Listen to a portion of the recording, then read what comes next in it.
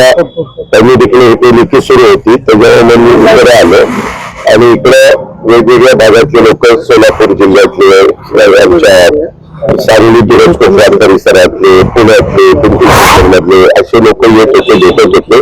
उद्या पण सकाळी 7 वाजल्यापासून मी या सगळ्यांना वेळ दिलेला आहे. काहींना कुठल्या प्रभागाच्या बद्दल काही सांगायचं, काही वेगवेगळी मतं. निवडणुका म्हटल्यानंतर कसं झालं पत्रकार मित्रांनो, आमच्या निवडणुका झाल्या, पुढे आम्ही खासदार झालो, पुढे आमदार झालो, पुढे मंत्री झालो, उपमुख्यमंत्री, मुख्यमंत्री, सगळी काही पदं मिळाली आम्हाला. पण आमच्याकरता काम करणारे जे कार्यकर्ते त्यांची निवडणूक एकतर 4 वर्ष निवडणुका झाल्या नाही. वास्तविक 2022ला व्हायला पाहिजे होतं, तर 2026 मध्ये आता होत आहे. नवीन कार्यकर्त्यांना वाटतं की आपल्याला संधी मिळावी. बऱ्याच जणांनी अंतर्गत खूप जणांना फार त्याच्यामध्ये कष्ट घ्यावे लागले की आता निवडणुका लागतील म्हणून कुणी कुणी प्रयत्न केले, परत ते निवडणुका पुढे गेले. असं करत करत ते जरा सगळ्यांना म्हणजे जे इच्छुक उमेदवार होते त्यांना जरा त्रासच झालेला ही गोष्ट खरी आहे. पण आता खऱ्या अर्थाने निवडणुका लागल्या आणि ह्याच्यानंतर माझ्या माहितीप्रमाणे जिल्हा परिषद तालुका पंचायतीचं सुप्रीम कोर्टाने तो निकाल दिलेला आहे की 50%च्या आतमध्ये आरक्षण पाहिजे. त्याच्यात विशेषतः आपल्या विदर्भातल्या, नंतर मराठवाड्यातल्या 2 आणि विदर्भातल्या बहुतांशी आणि आपल्या उत्तर महाराष्ट्रातल्या काही अशा ह्या निवडणुकांचं 50%च्या आतमध्ये आरक्षण आणतील निवडणूक आयोग. त्याने सुप्रीम कोर्टाचेच आदेश आहेत. त्याच्यामुळे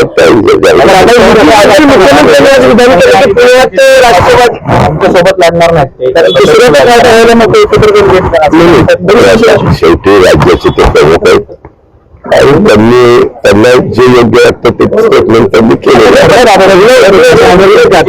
त्याच्यामध्ये त्यांनी जे काही मला त्यांनी काय सांगितलं ते माहिती नाही, परंतु त्यांनी सांगितलं याचा अर्थ चर्चा येऊनच झालेला असेल म्हणूनच ते बोलले कार्यक्रम संपल्या मी टीव्ही पण बघितला नाही किंवा काही झालं नाही.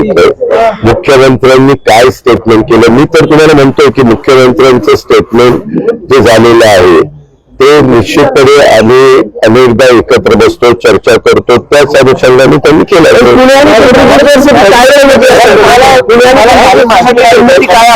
त्या संदर्भामध्ये रणनीती निवडणुका लढवायची असतात. अरे बाबा, अनेक विषयाच्या बद्दल आम्ही चर्चा करतो. त्यांनी आता काय तुम्हाला सांगितलं हे मला माहिती नाही, तरी देखील मी सांगतो की त्यांनी सांगितलं याचा अर्थ विचारपूर्वकच त्यांनी स्टेटमेंट केलं. आमची चर्चा झालेली आहे आणि पिंपरी चिंचवड मध्ये आम्ही एकत्र लढणार नाही असं ते म्हणा. ठीक आहे, बरोबर.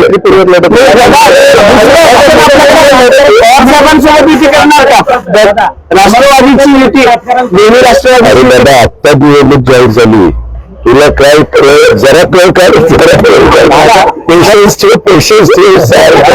त्यामध्ये ऐक ना. आता 4 वाजता का 5 वाजता डिक्लेअर झालं.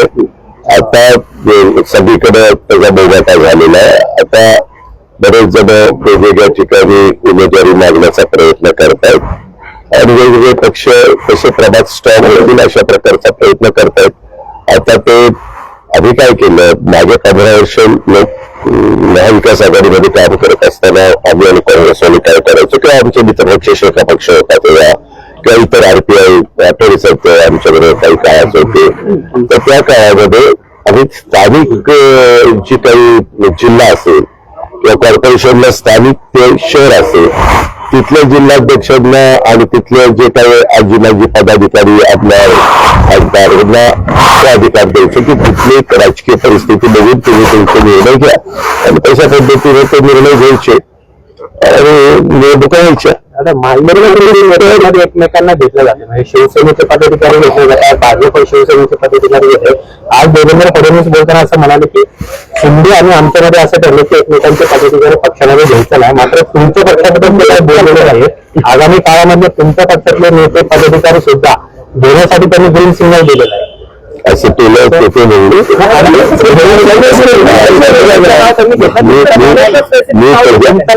मी त्याच्यामध्ये त्यांच्याशी बोलून की असं पत्रकार मित्र विचारत होते, कारण माझं त्यांचं बोलणं काल आम्ही दोघे जण नागपूरहून येताना त्याच्या संदर्भामध्ये काही बोलणं झालेलं आहे, परंतु त्यांनी काय बोलावे तुमच्या समोर हा त्यांचा सर्वस्वी अधिकार आहे. पण तुम्ही आता हे मला प्रश्नच विचारता, तर त्याच्याबद्दल पत्रकार मित्रांनी पुण्याच्या अशा प्रकारचा प्रश्न विचारला तर तुम्ही शिंदे साहेबांचं नाव घेतलं आणि माझं नाव घेतलं नाही. त्याच्यामुळे त्यांना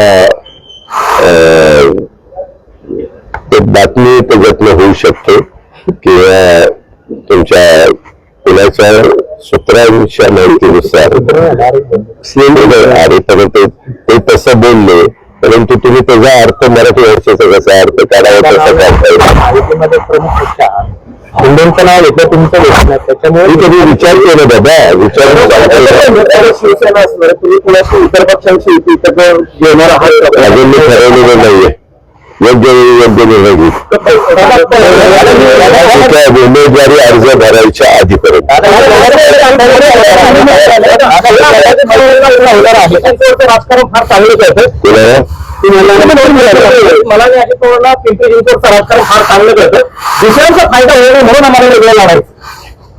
मुख्यमंत्र्यांनी सांगितलं ना, मुख्यमंत्र्यांनी विचारपूर्वकच उत्तर दिलेलं. तुमच्यामध्ये त्यामध्ये तुम्हालाही माहिती आहे की 25 वर्ष ती महानगरपालिकांनी सांभाळलेली. तुम्ही अनेक पत्रकार, तुम्ही पत्रकार पण नव्हता, तुम्ही विद्यार्थी होता आणि त्याच्यातलं त्यावेळेस त्या शहराचा कसा सर्वांनी विकास केला हे आपण सगळ्यांनी बघितलेलं आहे.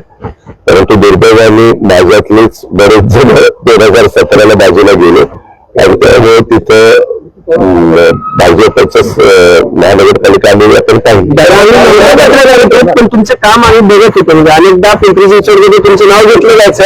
आता पिंपरी चिंचवडचे कार्यकर्ते म्हणतात की दोन्ही राष्ट्रवादी एकत्र लढू. आता तुम्ही त्यांना नाही सांगणार, कुणाला सांगू? पिंपरी चिंचवडचे त्यांचेही कार्यकर्ते म्हणतात की आम्ही दोघे एकत्र लढू. आणि मी मगाशी काय तुम्हाला सांगितलं की आम्ही महाविकास आघाडीमध्ये साधारण त्या जिल्ह्यांवर अधिकार द्यायचो. आता जिल्ह्यात कोण कोण काय काय ठरवतंय ते माझ्याकडे माहिती येईलच ना. चोरीच्या विरोधात त्या मोर्चामध्ये मोदी तेरी करोड खोदेगी, आज नाही तो कल खोदेगी अशा प्रकारच्या घोषणा देण्यात आल्या. हे सांगू का, स्वर्गीय यशवंतराव चव्हाण साहेबांनी तुम्हाला मला जो सुसंस्कृतपणा शिकवला आणि राजकारणामध्ये सत्ताधारी विरोधक हे चालत असतं, परंतु पातळी कुठली ठेवायची असते त्याचं भान सर्वच राजकीय पक्षांनी ठेवलं पाहिजे. वास्तविक आज देशाचे ते पंतप्रधान आहेत. देशाच्या पंतप्रधानांच्या बद्दल अशा प्रकारचे अतिशय ही विकृतीच म्हणावी लागेल. विकृत भाषा वापरायची, विकृतपणा दाखवायचा हे काही बरोबर नाहीये. ही आपल्या भारताची संस्कृती नाही, ही आपल्या भारताची परंपरा नाहीये. त्याचे वास्तविक त्यांनी हे जे कोणी वक्तव्य केलं त्याच्याबद्दल ताबडतोब त्या पक्षाच्या लोकांनी सांगितलं पाहिजे, त्याच्याबद्दल माफी मागितली पाहिजे, दिलगिरी व्यक्त केली पाहिजे. आणि अशा वक्तव्याशी आम्ही अजिबात सहमत नाहीये. शेवटी ते देशाच्या 140 कोटी जनतेचे पंतप्रधान आहेत, त्यांचा आदर महापालिकेत अनेक ठिकाणी मुंबई असेल, पुणे असेल, दोन्ही ठाकरे बंधू एकत्र आल्यानंतर महायुतीला तोटा होईल असं बोललं जातं. की मला वाटतं असेसमेंट काय तुम्ही महायुतीला तोटा होईल असं बोललं जाते जर दोन्ही ठाकरे कोणी एकत्र आलं आणि कोणी विभक्त राहिलं तरी शेवटी जनतेच्या मनात जे असतं ते करत असतं. जनता जनार्दन हे सर्वस्व आहे, ते ठरवतात कुणाचं बटन दाबायचं कुणाला निवडून आणायचं. काय होतं, मी अलीकडे एक बघितलं की निवडून एखादा पक्ष आला आणि त्यांना योग्य वाटलं तर ते म्हणतात की हे चांगलंय, काय तुमचं ईव्हीएम चांगलंय. तर काय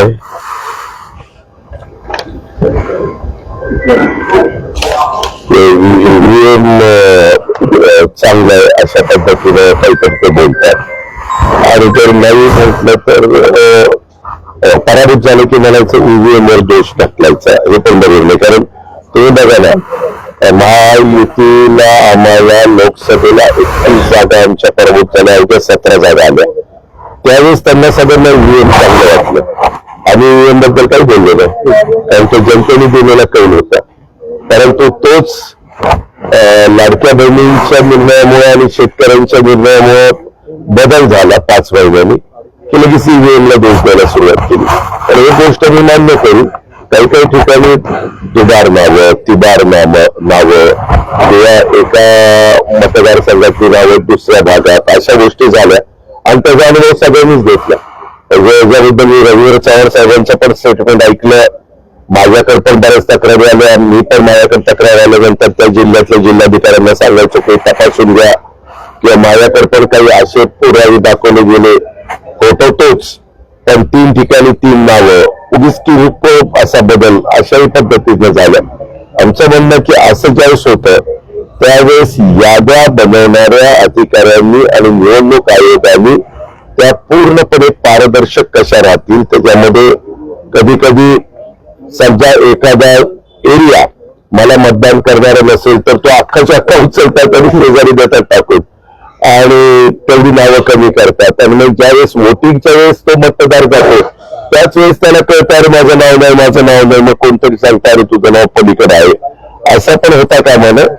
लोकशाही पद्धतीनं संविधानाने जो अधिकार आपल्याला दिला त्या पद्धतीने निवडणुका व्हाव्यात, हे माझं स्पष्ट मत आहे. दुसरा मोबाईल नंबर 9423 46 72 72. तिसरा मोबाईल नंबर 75 88 15 0001. वेबसाईट आहे sgavkari.com. मेल आयडी आहे aklgavkari@gmail.com.